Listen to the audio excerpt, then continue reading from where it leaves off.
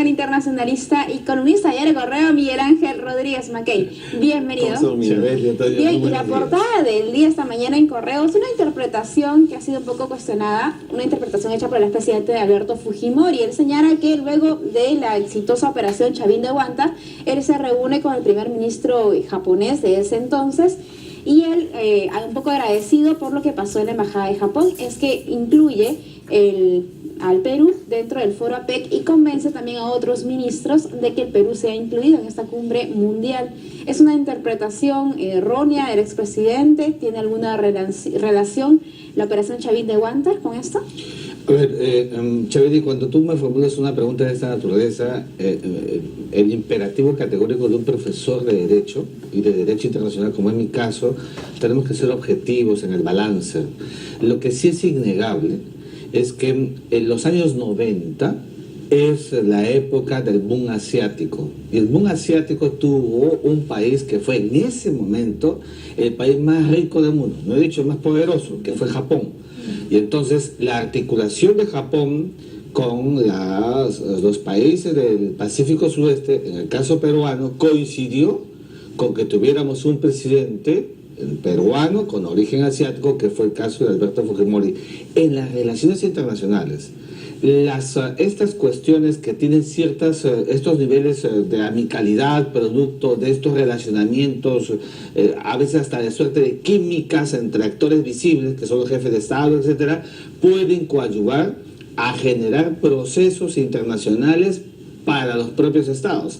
No solamente ha pasado en el caso del Perú con su relacionamiento en la PEC en 1997, ha pasado en otros casos también, de manera que no podríamos quitarle la cuota que le significó al Perú en los años 90 con esta coyuntura de tener a un expresidente con origen asiático de sus ancestros y un Japón que tenía en esos momentos, y sigue teniéndolo por supuesto, un factor prevalente y de enorme influencia en lo que se estaba alzando progresivamente en el APEC como fenómeno visible, geopolítico planetario, lo que hemos denominado la cuenca del Pacífico. En ese momento también yo recuerdo el ingreso del Perú, digamos, fue como el hermano chiquito porque tampoco tenía mucho que ofrecer en ese momento como un mercado potencial, ¿no?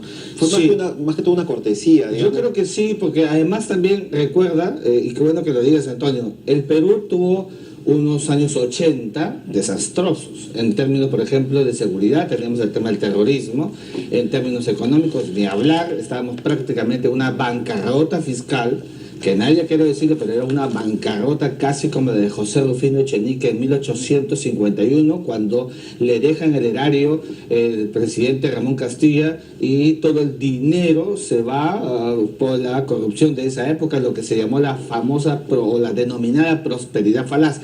Y evidentemente el Perú en los años 90 empezaba un proceso de reinsertación internacional, etcétera, etcétera. Entonces, estos elementos también coadyuvaron a que fuéramos parte de la PEC. No apoyó a Chile, no apoyó a México, que ya estaba en la PEC, si no fueron estas circunstancias, como he dicho, que en las relaciones internacionales cobran mucho valor y que coadyuvaron a que finalmente el APEC también fue el motivo por el cual Fujimori fugó del país, ¿no? Porque ya en otro foro luego en Brunei él salió con esa justificación y nunca regresó, lo hizo después por voluntad propia de Chile. Bueno, ahí entonces, por eso te digo, y como profesor de Derecho Internacional y de Relación Internacional te debo decir lo siguiente: evidentemente ese fue un suceso que laceró el principio de la moral internacional quebrada por el fujimorismo en la última etapa del presidente Alberto Fujimori, hay que decirlo.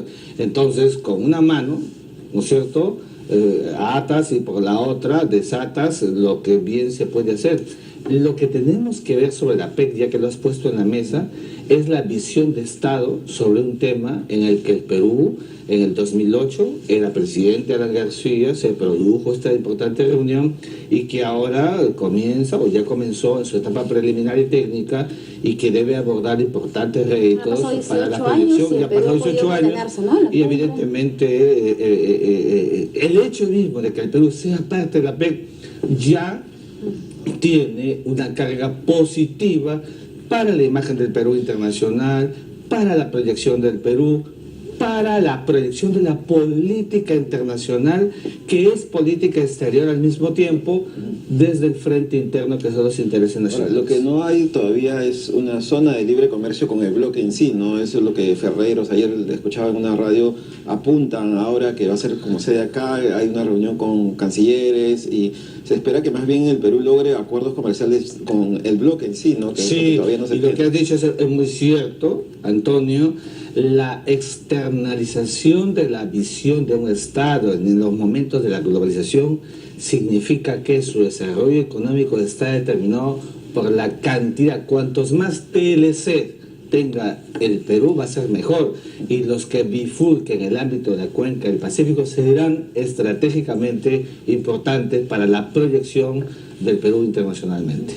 Ahora también ha quedado pendiente, muchos congresistas lo señalaban, el ingreso del Perú a la OCDE, ¿no? Sí, bueno, eso es... falta todavía, y que parte de lo que se vivió en el gobierno Fujimori también terminó retrasando esta... Sí, ya ese es otro, es un tema que tampoco es un tema apartado, todos son concomitantes, Chaveli, en las relaciones internacionales, pero sobre el que hay que seguir trabajando, hay que seguir operando.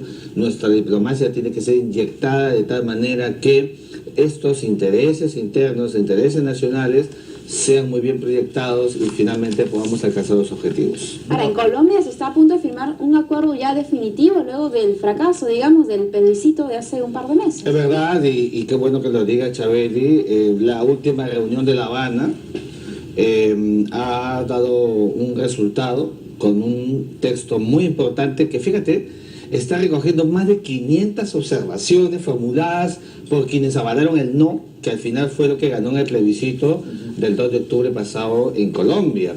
Y que la naturaleza de este acuerdo básicamente es incorporar cambios, precisiones y aportes. Mira, cambios, precisiones y aportes, de manera que se pueda tener un texto comprensivo que pueda ser incorporado para este objeto final, que es la paz. Lo más relevante a mi juicio es que ya no va a ser un acuerdo que se incorpora in situ en la Carta Constitucional colombiana, sino que aparece como un texto cuyo fin garantista está fundado en la buena fe de las partes, que son el gobierno de Colombia y las FARC, bajo la dinámica de lo que se llama en el derecho el pacta sunt servanda, es decir, el acuerdo firmado por las partes debe de cumplirse y además de buena fe. ¿Y dónde queda el perdón versus el olvido, no? Hay muchos que hablan del tema judicial y de la impunidad, como lo denominan,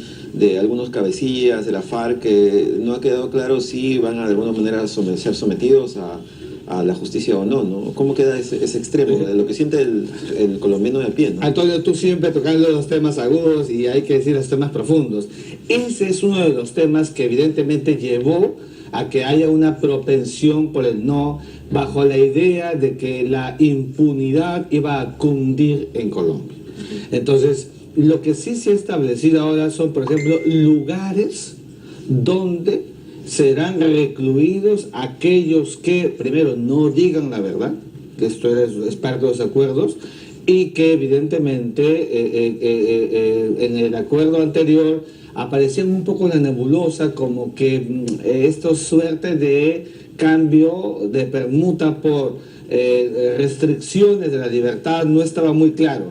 Y entonces, mientras hayan actos objetivos que le hagan ver a la opinión pública colombiana que sí hay una acción de la justicia con retención carcelaria para aquellos que no digan la verdad o entorpezcan el proceso, yo creo que se está cumpliendo el objeto final, que es evitar la impunidad, o si lo quiere de otra manera, buscar que la justicia, después de un país ensangrentado 53 años, no sea sino objeto de la acción básica del derecho.